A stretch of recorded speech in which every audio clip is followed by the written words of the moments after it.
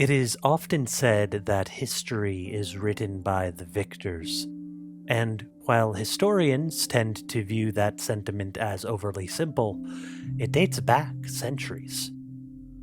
Even today, we can only guess how many once thriving civilizations are buried beneath the sands of time, and our ancient ancestors were also acutely aware of this.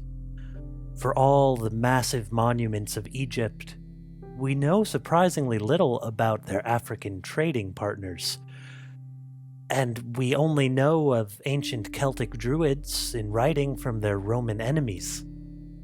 And while the earliest Greek epics tackle the Trojan War, details on the Trojans themselves are very scarce.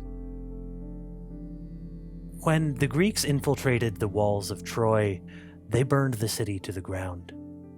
They did such a good job, in fact, that until recently it was debated whether the city existed at all. The glory of the Greeks was, for the Trojans, the end of the world.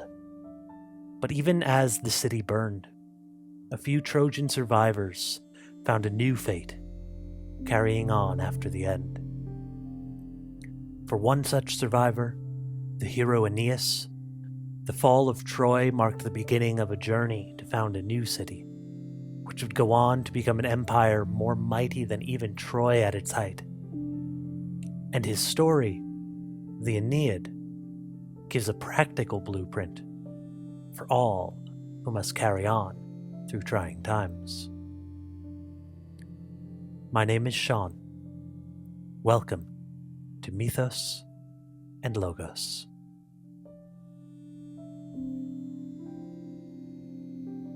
The Aeneid was written over 1,000 years after the events that it describes, but the words of the poet Virgil bring them dramatically to life. Aeneas tells of a war that is as deeply personal as Homer's Iliad, but from the other side, Aeneas is a Trojan. The pain felt by the Trojans at the death of Prince Hector is felt by him. The city's panic at the Greek soldiers climbing out of the Trojan horse surrounds him. It is no wonder that when later Aeneas is asked to recall the traumatic events, he replies, "You are asking me to relive unspeakable sorrow, to recall how the Greeks pulled down Troy, that tragic realm with all its riches. I saw these horrors myself and played no small part in them. What Myrmidon or Dolopian, what brutal soldier of Ulysses could tell of such a tale and refrain from the tears? But if you are so passionate to learn of our misfortunes, to hear a brief account of Troy's last struggle, although my mind shudders to remember and recoils in pain, I will begin."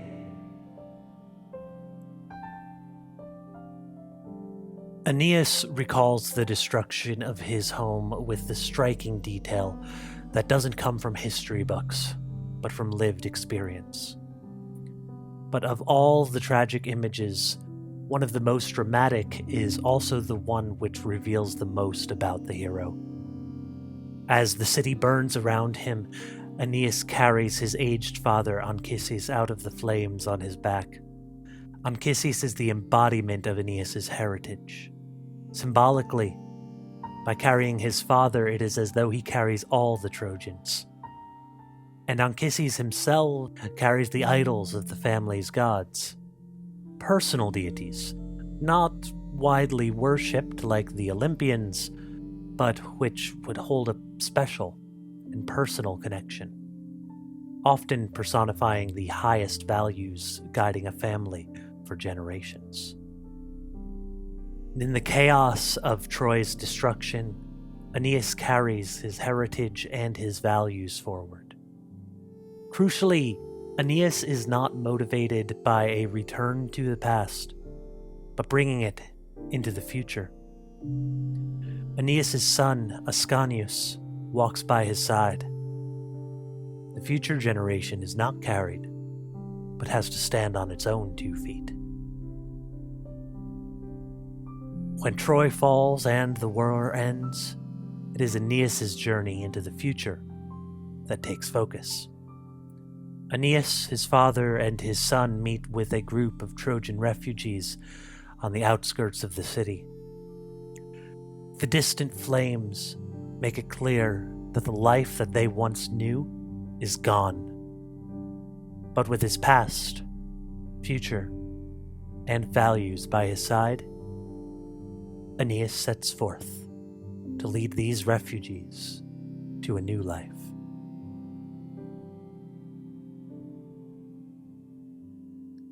Aeneas' journey takes him around the Mediterranean, with some scenes that might be familiar to anyone who's read the Odyssey, including an appearance by the Cyclops Polyphemus, where Aeneas and his men rescue a Greek soldier who was left behind with the beast.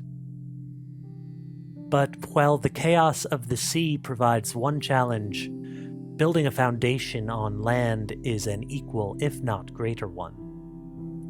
The Trojans attempt many times to found new cities in their wanderings, but are driven off, in one case by diplomatic issues, in another by a plague, once by a tragic love story, with Dido, a queen who deserves an episode of her own.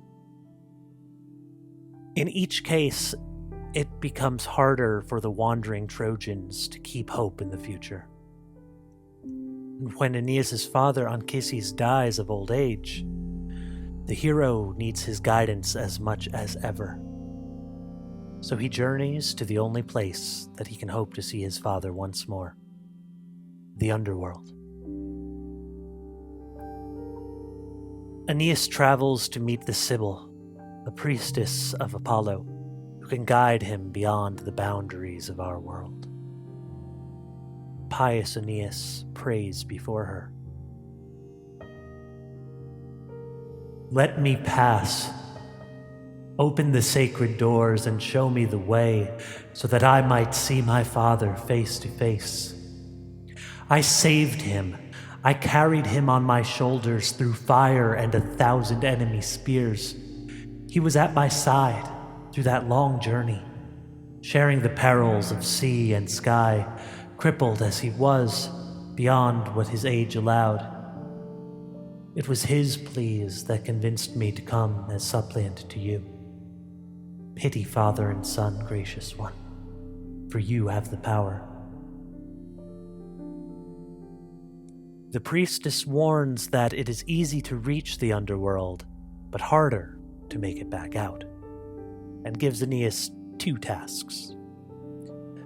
First, to prove that fate is on his side, he must gather a golden bough sacred to Proserpina, the queen of the underworld. And to prove his piety, he must give one of his fallen comrades a proper funeral, setting the past behind. When both tasks are done, Aeneas makes his descent, touring the underworld in such detail that it is no surprise the author, Virgil, would later be Dante's guide through the Inferno. Aeneas witnesses the souls of his comrades and those that he has met on his journey, finally coming to his father, Anchises. Aeneas goes to hug his father 3 times, and 3 times his arms pass through the hollow spirit. The past, it turns out, can always give us guidance, but what's over is over, and we cannot cling to it. Anchises instead draws Aeneas' attention to the future. Aeneas sees Lethe, the river of forgetfulness, and the countless souls lined up at its banks to cleanse themselves for a new life. Anchises reveals a glimpse of this future to Aeneas, so that he may carry on in his journey. These souls are owed another body by fate. In the ripples of Lethe they sip the waters of forgetfulness and timeless oblivion. I have been longing to show them to you, the census of my generations, so that you may rejoice as I do at finding Italy. First, heaven and earth, the sea's expanse, the moon's bright globe, the sun and stars are all sustained by a spirit within. Every part is infused with mind, which moves the whole, the sources of life. A divine fire pulses within those seeds of life, a celestial energy, but it is slowed and dulled by mortal frames, earthly bodies doomed to die. And so men fear and desire, sorrow and exult, and shut in the shade of their prison houses, they cannot see the sky. The souls that stand at the river's edge before Aeneas have each gone through a unique journey to purge themselves of that earthly influence, returning themselves to their natural state. And so we are disciplined and expiate our bygone sins. We each suffer our own ghosts. Then we are sent through spacious Elysium, and a few enjoy the blessed fields, until the fullness of time removes the last trace of stain, leaving only the pure flame of ethereal spirit. All these, when they have rolled the wheel of time through 1,000 years, will be called by God in a great assembly to the river Lethe, so that they may return to the vaulted world with no memory, and may begin again to desire rebirth in a human body. Now I will set forth the glory that awaits the Trojan race, the illustrious souls of the Italian heirs to our name. I will teach you your destiny. Aeneas is shown the souls of his descendants, the future generations of Romans who will build a city far greater than Troy. And while more battles are destined to be fought, Aeneas is motivated by the sight of his descendants living in peace. This peace would not be constant. At the time of writing the Aeneid, Virgil's Rome was emerging from a civil war. But even then, the hope of a secure future would be a constant motivation for leaders who, like Aeneas, would be faced with hard times and prepared to rise to their challenge. So, informed by his past and inspired by his future, Aeneas leaves the underworld and prepares to build his home in Italy.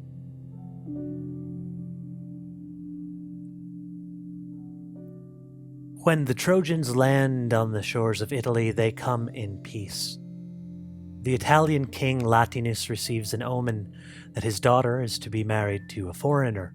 The leader of the arriving Trojans fits all the criteria for a good ally for the family. And since Aeneas and his men fled Troy as refugees, they do not want another war, and this marriage seems like the key to a peaceful settlement. But the goddess Juno does not share the Trojans' desire for peace. Even the gods took sides in the Trojan War, the Queen of Olympus included. Now, perhaps Juno is still jealous of Venus, who the Trojan prince Paris chose as the most beautiful goddess in the event that started the war. Or perhaps she's simply one to hold a grudge for picking the wrong side. In either case, Juno summons Alecto, one of the Furies, a spirit of unceasing anger, to drive a neighboring Italian king into a rage against these foreigners. And while Achilles' rage in the Iliad stopped him from fighting, this King Turnus' rage drives him to attack. And Aeneas and his men do not want a war, but this close to building a new home, they are willing to fight. Much of the epic's closing books wouldn't feel out of place in a 1980s action movie, showing just how important it is for Aeneas, how hard he is willing to fight, to have a new home for his history and for his gods. So the Trojans and Latins fight side by side against their enraged neighbors led by Turnus, building up to a final showdown which Aeneas wins against his rival king. But it is Aeneas' actions after the victory that show the lessons he learned. Having been on the losing side before, he chooses not to continue the cycle of violence and conquest. He builds a shrine for his family gods and carries his values through to the new land. But there is a reason we call his future descendants the Roman Empire and not the Trojan one. Because just like his father's ghost, Aeneas knows that the past is gone. So the Trojans and Italians join together as equals to create something new, inspired by the past. Indeed, Troy has fallen and is not coming back. But through the new kingdom, what matters most lives on into the future.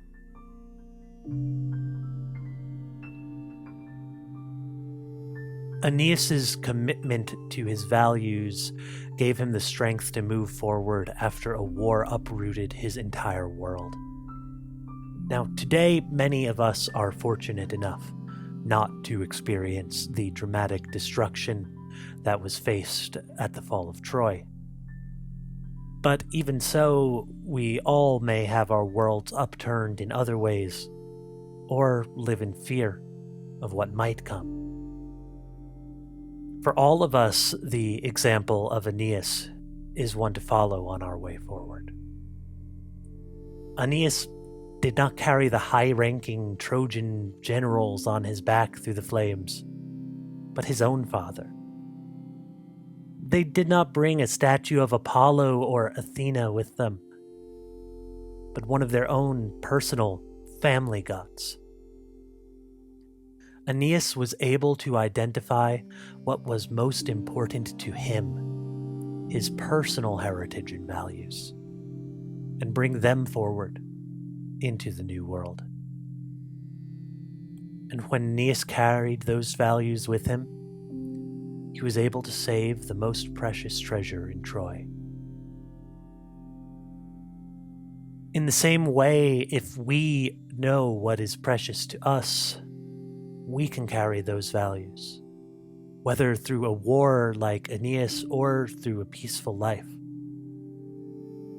It is indeed a tragic truth that the life and world that we know can end at any time. But like Aeneas, we can bring our roots and values into a new context, whatever that may hold. Then, even though the past may be gone, we can still use its wisdom to build a better future.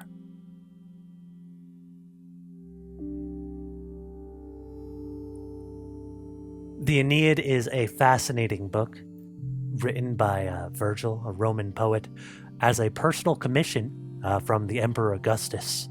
Rome had just emerged from a brutal civil war, and Augustus needed something to unify the nation, an idea of an epic like the great Iliad and Odyssey before it. That said, if you're interested in commissioning something of your own, I would like to introduce you to our Patreon here. Patrons at our highest level, the Empyrean, can actually suggest an episode, a topic which can be either into a podcast YouTube episode or potentially a blog post as well, just depending on how it fits the format. There are also a lot of other tiers, ways you can help out, be a patron and sponsor the show, and I really am thankful to everyone who watches, everyone who supports in your own way, whether that just be listening, whether that be taking some of these values if you find something of use into your own life, whether that means leaving a comment or whether that means your financial support. I'm deeply thankful and consider myself blessed, and I am looking forward to seeing you next time, where we will be traveling far from Rome to share some Buddhist stories. See you then.